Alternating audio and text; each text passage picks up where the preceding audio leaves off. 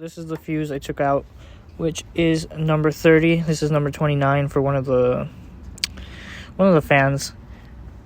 But as you can see, they have a bridge, and on this one the bridge is not there. Even on this number 30 fuse, the bridge is there, and on this one you can see it perfectly right there.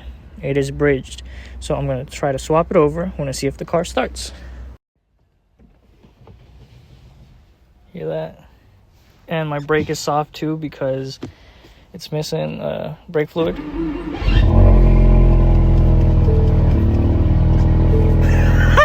No fucking jumper cables, bruh.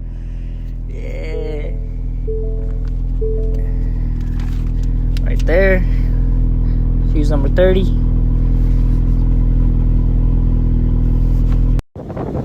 AC works. That means the clutch is good.